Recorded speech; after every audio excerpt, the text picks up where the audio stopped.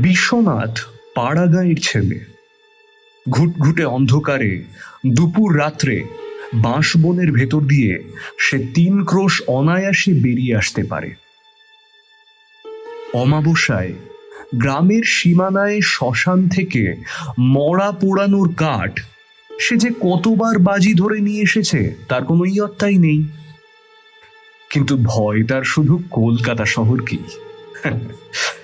যেখানে 2 পা এগুতে হলে মানুষের গায়ে ধাক্কা লাগে, ইলেকট্রিক আর গ্যাস লাইটের কল্যাণে যেখানে দিন কি রাত চেম্বার জো নেই বললেই চলে। সেইখানেই এক রাতে সে যা বিপদে পড়েছিল। বিশ্বনাথ বলে, না, কলকাতা শহরে সন্ধ্যের পর বেরোনো নিরাপদ না। না হে না, চৌরঙ্গি কিংবা সেন্ট্রাল অ্যাভিনিউর কথা বলছি না। আর কলকাতাটা আগাগোড়া চৌরঙ্গি নয়। শোনো তাহলে।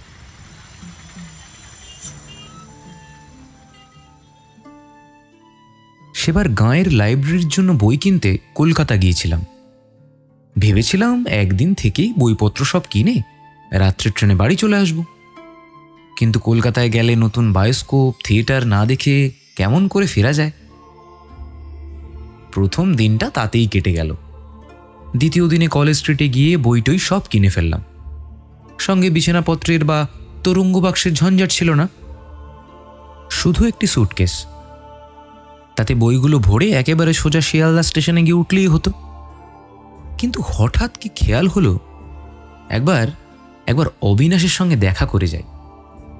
অবিনাশ আমাদের গ্রামের ছেলে, স্কুলে আমার সঙ্গেই পড়াশোনা করেছে, কলেজেও কয়েক বছর আমরা একসঙ্গেই পড়েছিলাম।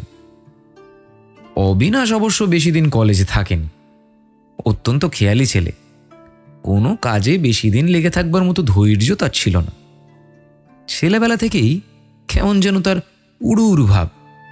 বাড়ি থেকে যে কতবার সে ছেলেবেলায় পালিয়ে গেছে তার ঠিক ঠিকানাও নেই। বড় হয়েও তার সে স্বভাব কাটেনি। কথা নেই বার্তা নেই, হঠাৎ একদিন হয়তো আমরা শুনলাম অবিনাশ হেঁটে সেতুবন্ধ যাবার জন্য বেরিয়ে পড়েছে। তারপর হয়তো 2 মাস তার দেখা নেই। আমরা কোনো রকমে প্রক্সি দিয়ে হয়তো সেবার তার কলেজের খাতায় কামাইয়ের সংখ্যা কমিয়ে রাখলাম। কিন্তু এমন করে আর কতদিন রাখা যায়? বছরের শেষে পরীক্ষার সময় দেখা গেল অবিনাশ আমাদের প্রক্সি দেওয়া সত্ত্বেও কলেজে এত কম দিন এসেছে যে তার পরীক্ষা দেওয়ার অনুমতি পাওয়া অসম্ভব। আমরা দুঃখিত হতাম। ছেলেটা এত আমোদে মিশুকে ছিল যে আমরা সবাই তাকে ভালোবাসতাম। কিন্তু কিন্তু অবিনাশের যেন স্ফূর্তিই হলো। বললে, তবে আর কি ভাই, বার্মাটা এবার ঘুরে আসি। তারপর অবিনাশের আর দেখা নেই। আমাদের চেয়ে তার ধাতই ছিল আলাদা। পৃথিবীটা যে মস্ত বড়, এই আনন্দেই তার মন ভরপুর হয়ে থাকত। পৃথিবীর এই বিশালতাকে দেখে দেশে দেশে নতুন পথে ঘুরে ঘুরে উপভোগ করে তার আশা আর মিটতে চাইত না। যেসব দেশ সে এখনো দেখেনি তার আকর্ষণের কথা সে মাঝে মাঝে এমন তন্ময় হয়ে বলতো যে আমাদেরও কখনো কখনো মোহ ধরে যেত। কেমন যেন মনে হতো এই ছোট্ট শহরের ছোট্ট জানা কটা রাস্তায় দুবেলা যাওয়া আসায় জীবনের কোনো সার্থকতাই নেই। পথ যেখানে অফুরন্ত, আকাশের যেখানে কুল কিনারা কিচ্ছু নেই, এমন জায়গায় বড় করে বুক ভরে নিঃশ্বাস নিতে না পারলে যেন বাঁচাই বৃথা। কিন্তু আমাদের ওই ক্ষণিক মোহ অবশেষে খানিক বাদেই কেটে যেত। কিন্তু অবিনাশের এই মোহই ছিল সব। মাস তিনেক আগে আমার গ্রামের ঠিকানায় এই অবিনাশের একটা চিঠি পেয়েছিলাম বহুদিন বাদে। একটা গলির ঠিকানা দিয়ে লিখেছিল যে অনেক জায়গা ঘুরে ফিরে সে কলকাতায় এই ঠিকানায় আপাতত আছে, আমি এসে যেন তার সঙ্গে দেখা করি। এতদিন বাদে তাকে সেই ঠিকানায় পাওয়া হয়তো যাবে না জেনেও একবার যেতে ইচ্ছে হলো। বাড়ির নম্বরটাও ভুলে গিয়েছিলাম, কিন্তু গলিটা মনে ছিল। ভাবলাম কলেজ স্ট্রিট থেকে বেশি দূর হবে না, ট্রেনেরও এখনো দেরি আছে, একবার দেখা করেই যাই, যদি তাকে পাওয়া যায়। একটু খোঁজাখুঁজির পর একটা গলি রাস্তায় ঢুকে একজনকে জিজ্ঞাসা করে জানলাম আর একটু গেলেই অবিনাশ যে গলিতে থাকে তা পাওয়া যাবে। রাত তখন বেশি নয়, বড় জোর 8টা হবে। কিন্তু গলি দিয়ে খানিক দূর হেঁটেই একটু আশ্চর্য হয়ে গেলাম। গলিই হোক আর যাই হোক, কলকাতার পথ তো বটে, অথচ ওই 8টায় রাত্রে সেখানে একটি জনপ্রাণীও নেই। ভেবেছিলাম খানিক দূর গিয়ে কাউকে আবার পথ জিজ্ঞাসা করব, কিন্তু লোক কোথায়? তাছাড়া গলিটাও ফুরোতে চায় না। একবার সন্দেহ হলো হয়তো ভুল পথে এসেছি, কিন্তু যে লোকটা আমায় খবর দিয়েছে আমার ভুল পথ দেখিয়ে তার লাভ কি? নির্জন রাস্তায় চুরি ডাকাতি? কিন্তু আমার কাছে কি এমন 1,50,000 আছে যে চোরদের ষড়যন্ত্র করতে হবে? আমার সাজ পোশাক দেখে বড় লোক বলে ভুল করবার কোনো সম্ভাবনাও নেই। তবে আরও খানিকটা এমনি করে এগিয়ে গেলাম। পথ তেমনি নির্জন, বাতিগুলো কি এ পথের মিটমিটে হতে হয়? একে গ্যাস পোস্টগুলো অত্যন্ত দূরে দূরে, তার উপর কি কারণে জানি না আলো তাদের এত ক্ষীণ যে রাস্তায় আলো হওয়া তো দূরের কথা, সেগুলো জ্বলছে বুঝতে কষ্ট হয়। খাস কলকাতার ভিতর এমন রাস্তা আছে কে জানতো? দুপাশের বাড়িগুলো যেন মান্ধাত্তার আমলের তৈরি, কোনো রকমে হাড় বেরোনো ইট কাঠের জীর্ণ দেওয়ালগুলো দাঁড়িয়ে আছে। না আছে কোনো বাড়িতে একটা আলো, না জনমানুষের একটু শব্দ। সে রাস্তার পাশে সারের পর সার পুরো বাড়ির মতো সব খাঁ খাঁ করছে। ক্রমশ মনে হলো একটা কেমন যেন ভ্যাপসা গন্ধ নাকে আসছে। বহুদিন আলো বাতাস যেখানে ঢোকেনি, মানুষের বাস যেখানে বহুদিন ধরে নেই, এমনি ঘরে ঢুকলে যেমন গন্ধ পাওয়া যায়, গলিটায় ঠিক সেই রকম একটা গন্ধ পাচ্ছিলাম। লোকটা বলেছিল কিছু দূর গেলেই ডাইনে গলি পাওয়া যাবে, কিন্তু জনমানুষহীন জীর্ণ বাড়ির সারের ভিতর ডাইনে বায়ে কোথাও কোনো পথ নেই। সামনের পথ খানিক দূর গিয়ে দেখলাম বন্ধ। যে পথে ঢুকেছি গলিটার ওই একটি মাত্রই পথ, তাহলে বেরোবার রাস্তা। আশ্চর্য ব্যাপার, লোকটা মিছিমিছি আমায় ভুল পথ দেখালো কেন? সেখান থেকে ফিরলাম। গলিটা যেন আরো অন্ধকার মনে হচ্ছিল। এতক্ষণ যে গ্যাসগুলো মিটমিট করে জ্বলছিল তারও কয়েকটা একেবারে নিভে গেছে দেখলাম। মনে হলো এই গলি থেকে বেরোতে পারলে বাঁচি। ভীতু আমি নই, কিন্তু কলকাতা শহরের ভিতর এমন অভাবনীয় ব্যাপার দেখে গাটা কেমন ছমছম করছিল। সবে তো প্রথম রাত। কলকাতা শহরের সমস্ত রাস্তা এখন লোকজন, গাড়ি ঘোড়ায়, মানুষের শব্দে গমগম করছে, অথচ এই পথটা কেমন করে এখনো নির্জন নিস্তব্ধ হয়ে গেল।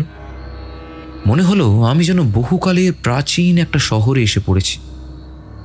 সে শহরের লোকজন বহুকাল আগে বাড়ি ঘর ছেড়ে পালিয়ে গেছে। কত বছর যে মানুষের পা সে শহরে পড়েনি কেউ যেন জানে না। আমিও যেন প্রথম সে শহরের নিস্তব্ধতা ভাঙলাম। খট খট খট আমার নিজের পায়ের শব্দ অদ্ভুতভাবে নির্জন অন্ধকার বাড়িগুলোর দেওয়ালে প্রতিধ্বনিত হচ্ছিল। আমার চোখের ওপরই কটা রাস্তার বাতি দপ করে নিভে গেল। ভ্যাপসা গন্ধটা ক্রমশ যেন বেড়ে গিয়ে অসহ্য মনে হচ্ছিল। না, এই গলি থেকে যত তাড়াতাড়ি বেরিয়ে পড়তে পারি ততই মঙ্গল। কাজ নেই আর অবিনাশের খোঁজ করে, পরে একদিন আবার আসলেই হবে। খানিক দূর গিয়ে স্তম্ভিত হয়ে দাঁড়িয়ে পড়লাম। এদিকেও গলির পথ যে বন্ধ, কিন্তু তা কেমন করে হতে পারে? আমি একটা পথে যে গলিতে ঢুকেছি এ বিষয়ে তো কোনো সন্দেহ নেই। এ গলি দিয়ে এগোবার সময় আশেপাশে কোনো পথও দেখতে পাইনি। তাহলে গলির দুমুখ বন্ধ কি করে হয়? ভাবলাম হয়তো আরো একটা পথ ছিল, যাবার সময় আমার দৃষ্টি কোনো রকমে এড়িয়ে গেছে। এখন আসবার সময় ভুল করে সেইটাতেই ঢুকে পড়েছি। সেইটারই মুখ এখানে বন্ধ। কিন্তু কিন্তু এরকম ভুলই বা হবে কেমন করে?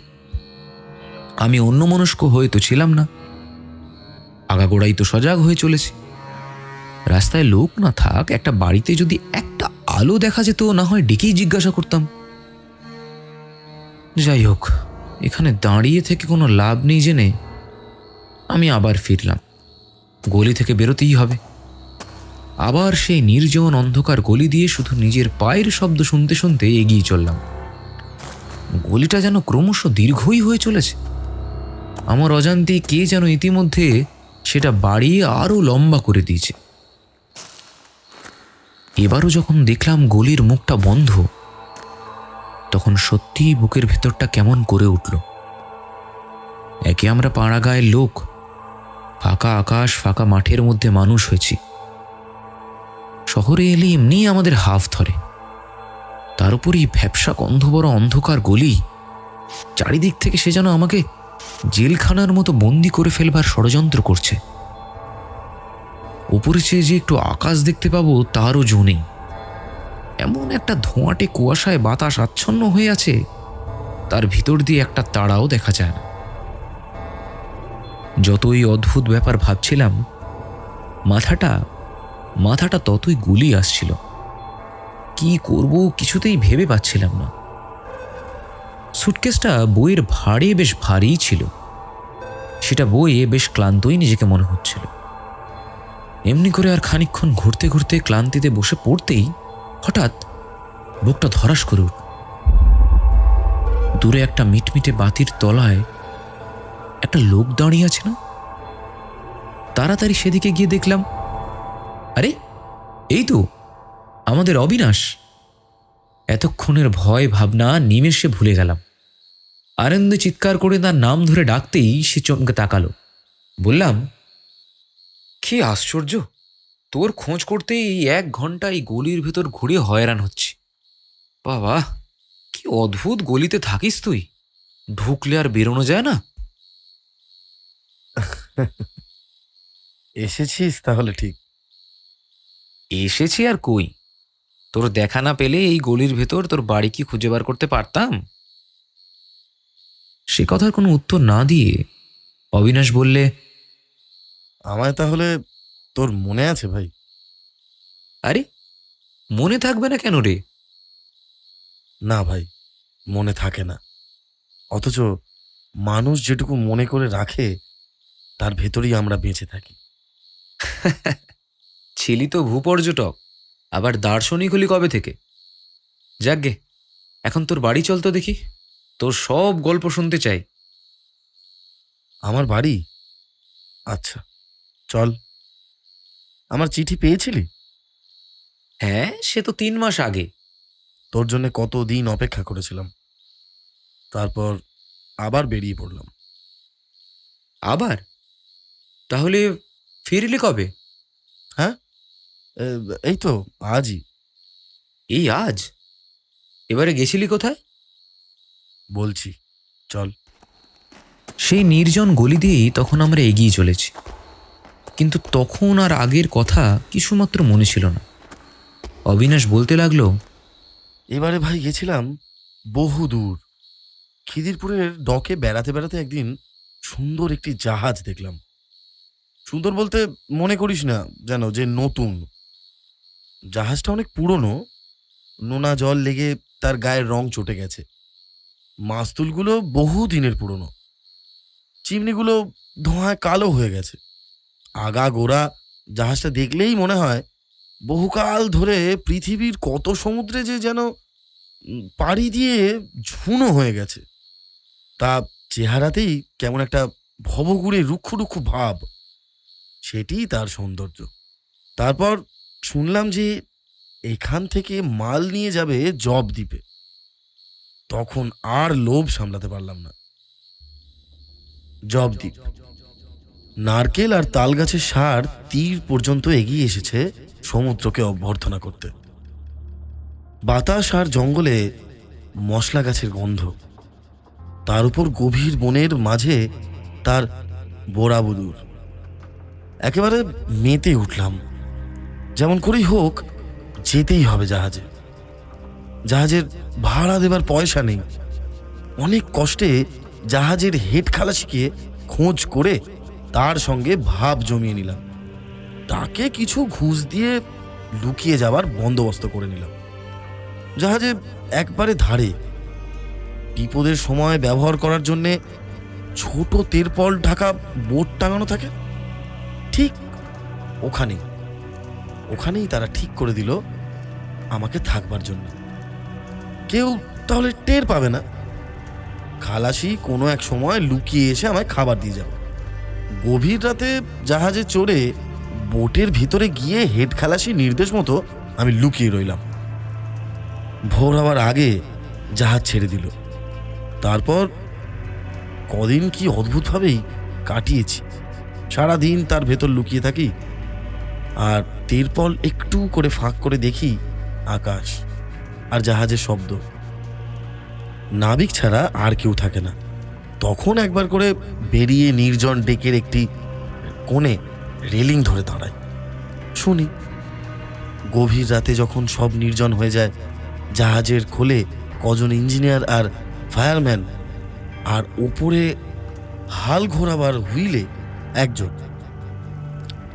এমনি করে কদিন বাদে জাভা এসে পৌঁছালাম। আগে ঠিক ছিল, সবাই নেমে গেলে কোনো এক সময় হেড খালাসি আমার নামার ব্যবস্থা করে দেবে। কিন্তু বন্দরে জাহাজ ভেরাবার আগে রাতে এসে আমায় জানিয়ে গেল যে তা হবার উপায় নেই। এখানে মাল নামানো হলেই জাহাজটাকে শটাং ড্রাই ডাকে রং করার জন্য পাঠানো হবে। ঠিক আছে, সুতরাং সেভাবে নামা যাবে না। তাহলে উপায়? খালাসি বললে উপায় আছে। সবাই যখন জাহাজ ভেরাবার সময় সেই কাজে ব্যস্ত থাকবে, তখন যদি আমি জাহাজ থেকে জলে পড়ে একটুখানি সাঁতরে যেতে পারি তাহলেই হয়। তাতেই রাজি হলাম। রেলিংয়ের ধারে গিয়ে জেটির উল্টো দিকে ঝাঁপ দিতে আর কতক্ষণ। কেউ দেখতেও পেল না। জাহাজটি লাগাবার আয়োজন চলছে। এমন সময় সন্তর্পণে আমি বোটের ঢাকনি সরিয়ে নেমে পড়লাম। পুটলিটা আমার পিঠেই বাঁধা ছিল। আমি আমি শিউরে উঠলাম, বললাম, তারপর? ঝাঁপ দিয়ে পড়লাম ঠিক, কিন্তু সেই মুহূর্তে জাহাজটা জেটিতে ভেরাবার জন্যে পাশে সরতে আরম্ভ করল। জাহাজের বিশাল প্যাডেলের ঘায়ে জল তোলপাড় হয়ে উঠল। কি ভীষণ তার টান! প্রাণপণেও আর সে টান ছাড়িয়ে আসতে পারলাম না। সেই ঘূর্ণমান ভয়ঙ্কর প্যাডেলের ধাক্কা খেয়ে তলার দিকে তলিয়ে গেলাম।